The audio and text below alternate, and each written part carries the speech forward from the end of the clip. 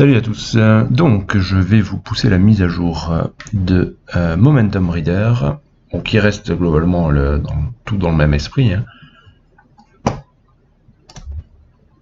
Alors ce qu'on a de nouveau, quand vous allez dans les options, hop, vous pouvez choisir de voir le momentum lissé ou pas lissé. Avant c'était la même chose, donc ça c'est le momentum lissé, c'est celui que vous avez à l'heure actuelle, qui est utile dans le sens où dans les mouvements très forts, il va pas donner de faux signaux parce que il va pas croiser, d'accord. Mais l'inconvénient c'est qu'il croise un tout petit peu en retard. Mais à mon avis, il est quand même très utile pour ça. Donc moi j'aime bien le regarder. Vous avez le momentum non lissé qui est un peu la même chose. Le calcul est un peu différent, mais l'idée est la même, qui va du coup être un peu plus réactif. Ok. Vous pouvez aussi choisir de voir le momentum. Alors du time frame supérieur. Ok, c'est celui que vous voyez discrètement ici comme ça. Donc j'ai fait exprès de le mettre très discret pour pas qu'il gêne trop. C'est forcément le time frame, le momentum non lissé que vous voyez, parce que c'est là où est son intérêt. Je vous montrerai après. L'idée c'est de savoir où vous en êtes un peu. C'est-à-dire que si vous avez par exemple un momentum qui est survendu, d'accord, comme on a là à l'heure actuelle, le momentum de l'unité supérieure du daily, il est en survente. Nous, on est en train potentiellement de valider une divergence haussière, ici, si on se retourne. Donc, on a une divergence du daily et un momentum de l'unité supérieure qui est survendu. C'est une belle combinaison. Ok. Après, on l'a vu dans les tendances fortes comme ça, les divergences, ça ralentit juste le prix. Vous voyez ici. On a juste un ralentissement, et ce qui était intéressant de voir ici, c'est qu'on avait une divergence du momentum de l'unité supérieure. Vous voyez, je vous le grossis, ici, tac. Vous voyez qu'il était divergent. Alors bien sûr, il va laguer par rapport à votre unité, puisqu'il est calculé sur l'unité supérieure, mais c'est indicatif de voir que nous, on avait aussi une divergence, et un momentum qui se retournait, alors que l'autre était toujours divergent. C'est facile après, ça donne surtout ce type d'indication-là. Donc je vais en profiter pour revenir sur ce qui est pour moi la stratégie que tous les débutants devraient appliquer, c'est la convergence. D'accord? Ça c'est vraiment le truc lambda que vous devez appliquer. Qu'est-ce que j'appelle la convergence? C'est quand le prix fait, on va regarder à l'envers ce coup-ci. Je suis désolé pour ceux qui ont l'habitude. Vous avez, pourquoi tu veux pas écrire? Vous avez un prix, par exemple, on va prendre cette situation ici. Vous avez le prix qui fait un plus haut, et derrière qui fait un plus bas. Alors c'est toujours, qui commence à faire un plus bas. C'est toujours difficile de savoir, est-ce que cette bougie rouge ici c'est un plus bas, ou c'était celui-là, le plus haut, pardon. Donc on fait un plus haut, et derrière on fait un autre plus haut qui est plus bas que le plus haut précédent. Et c'est toujours difficile de savoir si cette bougie-là c'est un plus haut significatif, ou et après on voit qu'on se fait enfler, ou c'est celle-là. C'est à ça qu'aident les momentum. C'est à essayer de voir le retournement. C'est pour ça que moi j'aime bien les momentum un peu lissés, et pas... j'aime bien le RSI aussi, mais le RSI c'est difficile de savoir, puisque de toute façon il colle très près au prix. Donc il ne filtre pas les mouvements. Et dans le même temps, votre momentum à vous, il va faire ça. La même chose, c'est-à-dire qu'il va faire un plus haut plus bas que le plus haut précédent. On a donc une convergence, c'est-à-dire qu'on a un momentum qui descend, un prix qui descend et un momentum qui descend. Et ça rejoint typiquement l'idée d'Elliott Wave qui est faire A, B, C. Vous arrivez en montée, vous faites ou W, X, Y, et vous, ça va vous permettre de spot ça. D'accord? Et ça, c'est extrêmement utile. Parce que ça vous donne pléthore de trades assez faciles à prendre, qui ont un taux de réussite qui est très élevé, alors qui ont des ratios qui ne sont pas forcément très bons. C'est-à-dire que vous allez avoir un ratio 1, 2, 1, 3, des fois plus, mais pas tout le temps. Pourquoi? Mais parce que il faut souvent viser 100% d'extension, d'accord, des mouvements comme ça. Donc, je vous le fais par exemple ici. La target ça aurait été ça. D'accord, donc il faut souvent viser 100% d'extension. Le plus sage est souvent de prendre un joli TP sur la dernière fois qu'on a fait le plus haut, le plus bas ici, parce qu'on est à l'envers, significatif. Ok, ça c'est important de comprendre ça. Pourquoi? Parce qu'on ne s'est pas dit qu'on atteigne 100% d'extension. Donc la stratégie, c'est assez facile. Vous cherchez une vague du momentum qui est en surachat ou survente, d'accord, et vous attendez une vague, d'accord, qui se voit, hein, pas un gris-gris comme ça, une vague derrière, d'accord, qui converge. Et dans ce cas-là, vous considérez que c'est comme si on avait fait au niveau du prix W, X ou A, B, d'accord, ce qui fait W, X, et vous allez vendre quand le momentum se retourne ici, donc vous vendez cette bougie-là, ici, ok. Vous allez mettre le stop loss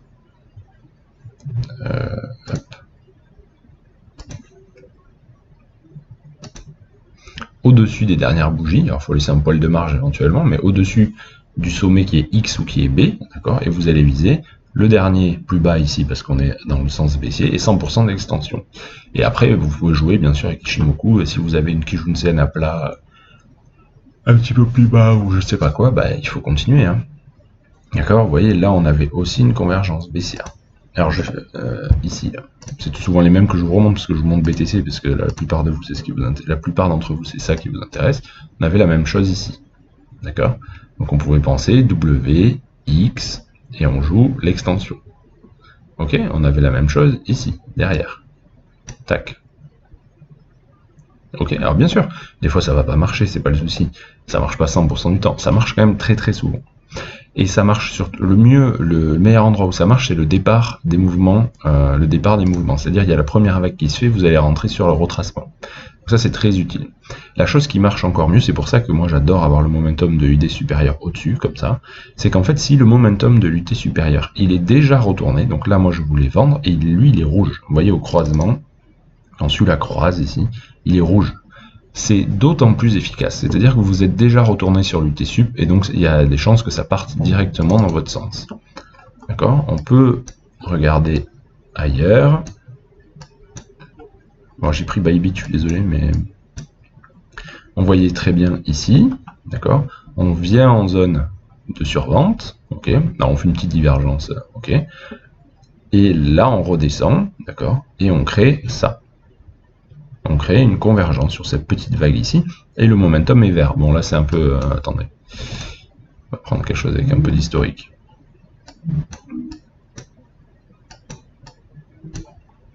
Moins. Vous voyez, bon, là, on diverge avant, donc c'est un peu plus compliqué. Là, vous voyez, le momentum est rouge sur toutes ces vagues. Vous voyez, là, parce qu'on aurait pu dire qu'on voyait une convergence. Comme ça, hein. En live, vous voyez une convergence ici, hein. D'accord, mais vous voyez, le momentum est rouge. Ce qui est pas mal, c'est d'attendre qu'il passe vers le momentum de l'unité supérieure, hein. D'accord, vous voyez. Et vous voyez que sur le dernier ici, hop, le momentum de l'unité supérieure, il est passé vert. Donc vous allez rentrer probablement sur cette bougie ici, et ça vous fait super entrée. D'accord. Vous calculez votre TP, voilà, vous sortez ici, et après avec Ichimoku on voyait qu'on pouvait pousser jusque là par exemple. Voilà, ça après c'est de l'adaptation au cas par cas, hein. Je vous montre juste l'exemple. Donc on a la même chose ici, on a une convergence qui se fait. Ça c'est vraiment clairement une stratégie pour... quand j'ai débutant, c'est pas péjoratif, moi ça fait partie de mes stratégies 100% préférées. Moi j'en ai rien à foutre de chasser ça. D'accord. Sauf si on est sur des niveaux support et qu'on diverge, ça m'intéresse. Ce qui m'intéresse le plus, c'est ça. Le trade le plus safe, c'est ça. D'accord. C'est la convergence ici, ou celle qu'il y a là.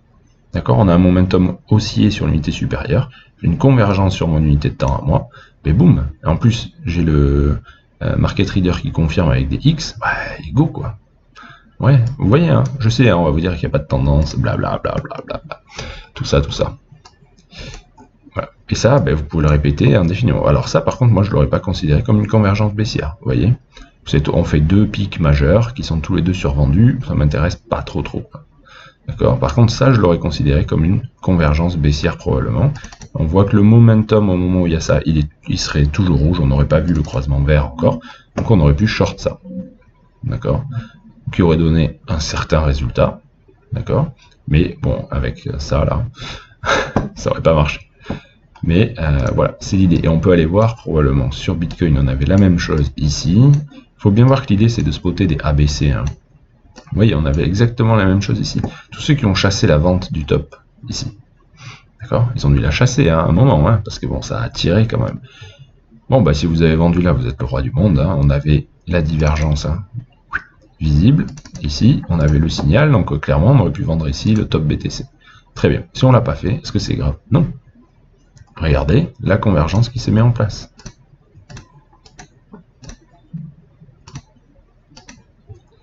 Voilà. On a la convergence. Ma traîne de l'unité supérieure, elle est comment? Elle est rouge. D'accord? Au moment où ça croise. Bon, on fait un mini truc tout plat vert, un faux croisement en quelque sorte. Mais bon, elle est rouge à ce moment-là. Hein. On fait en plus des bougies de retournement magnifiques. Hein. Voilà, vous avez l'indication que vous pouvez y aller. Et vous pouvez éventuellement, si vous êtes frileux, convertir n'importe quoi, confirmer un peu avec le momentum de l'unité supérieure. Ok. Alors, qui va vous donner forcément une bougie plus tard. Mais vous pouvez voir que il est bien en train, possiblement, de faire une convergence, lui aussi. D'accord? Vous pouvez confirmer. Ils ne sont pas calculés exactement pareil. Hein. Donc voilà, c'est une confirmation sympa. Mais il se retournera toujours en retard par rapport à celui-là. Hein. D'accord? C'est son but.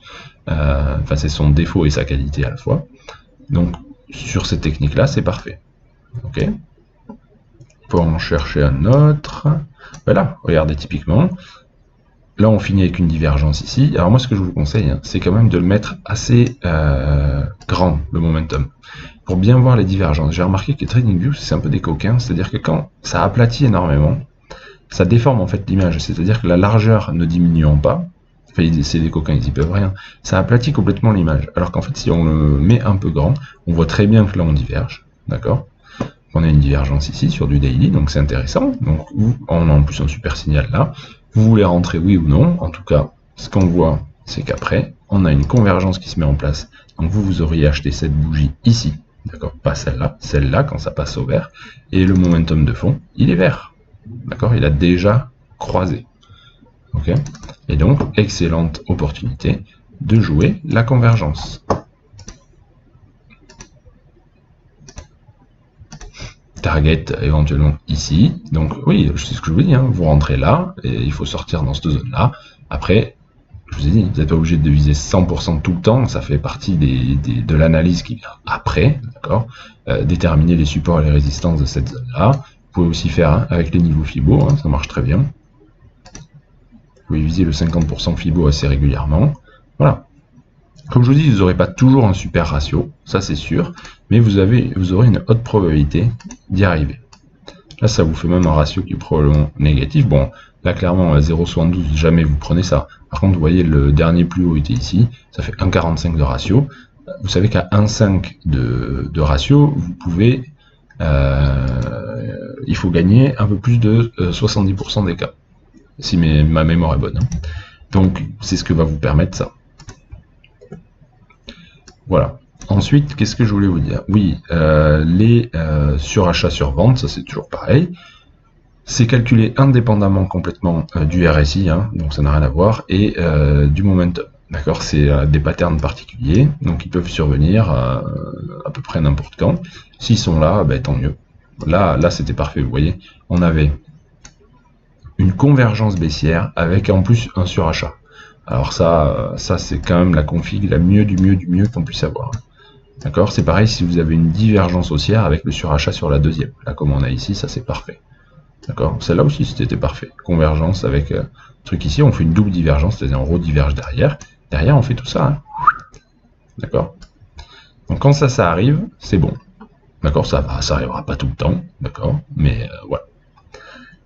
Ensuite, je vous ai rajouté les triangles noirs. Les triangles noirs, c'est les divergences RSI suivant mon algo de détection. Donc, c'est les ronds que vous voyez là qui apparaissent. Hein.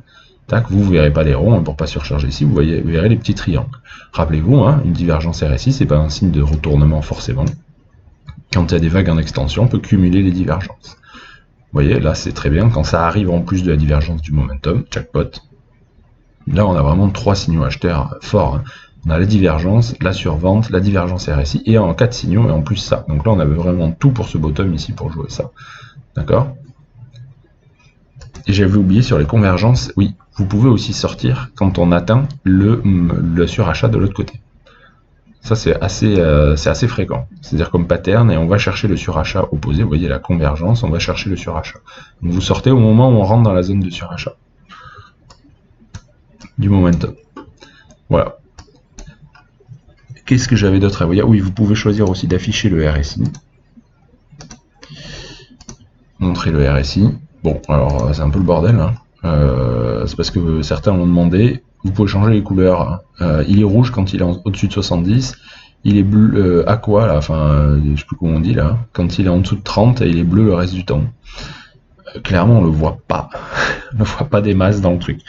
Mais écoutez, vous l'avez demandé, il y est. Personnellement, je m'en servirai pas. Comme ça. Parce que je vois rien. Qu'est-ce qu'il y a d'autre? Non, le live ça n'a pas changé. Non, le reste n'a pas changé. C'est toujours pareil. Donc rappelez-vous, on peut aller voir par exemple sur les trades récents.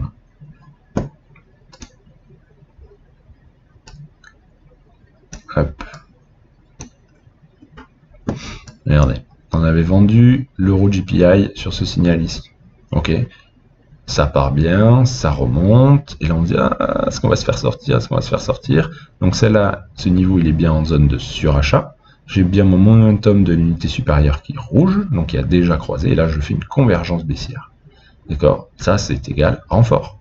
D'accord? Alors vous attendez une bougie baissière, hein. Allez pas me renforcer si on fait que des bougies haussières. Normalement c'est pas possible. Mais vous voyez, là on fait une espèce de nuage noir bizarre. Enfin non, c'est pas un nuage noir d'ailleurs, une espèce de doji baissier, enfin une bougie d'hésitation.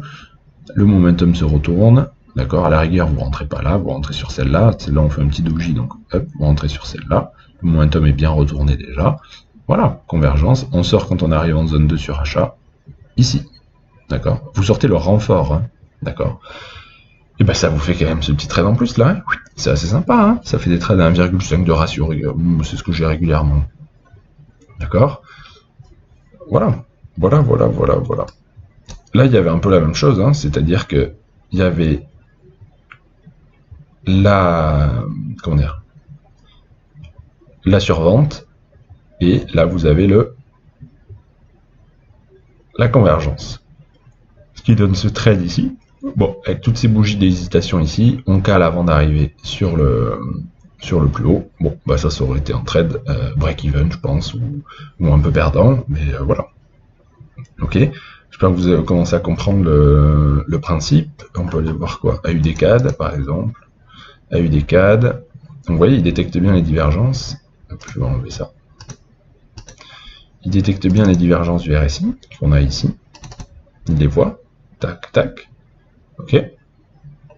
Et en 4 heures... Ah non, mais c'était celui-là, oui, que je voulais vous montrer. C'est pourquoi j'avais long ici. Ben, j'avais long ici parce qu'en 4 heures, on avait une convergence, vous voyez, tac. Et on est venu chercher la zone de surachat, d'accord.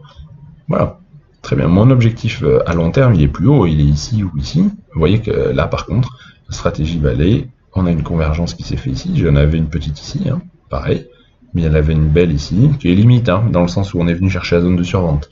Mais il y avait tout qui jouait, c'est-à-dire j'avais mon niveau, mon signal d'achat, il y avait tout qui m'allait. Par contre, le momentum, c'était pas retourné, vous voyez. Donc c'est vrai que je l'ai pris, je l'ai peut-être un peu abusé, mais on avait fait une espèce de double bottom sur le live. Enfin, j'avais plus d'arguments techniques qui allaient dans cette direction-là. Ok. Et donc ça marche pour à peu près, ça marche pour tout, hein, on peut regarder, je sais pas, US 30. Vous voyez, on fait le top ici, d'accord, convergence ici, le momentum s'est bien retourné, tac tac, on peut vendre ici, on attend d'atteindre la zone de surachat, tac, on vient la toucher ici, on fait ce petit trade là, pouc, d'accord, voilà, et ça marche en 5 minutes, hein. On peut aller voir Bitcoin. Bitcoin 5 minutes. Putain, le Bitcoin il est chaud patate là. Ça, c'est une impulsion pour les livres d'Elliott Wave. 1, 2, 3, 4, 5. Et ça, on va faire 4, 5 encore. Qu'est-ce qu'on peut... Bah là, voilà, celle-là, elle est jolie, mais elle respecte pas les règles, dans le sens où le momentum ici, il a croisé vers le bas. On peut regarder sur 15 minutes si on en avait une. Voilà, parfait. Boum, boum. Voilà les limites.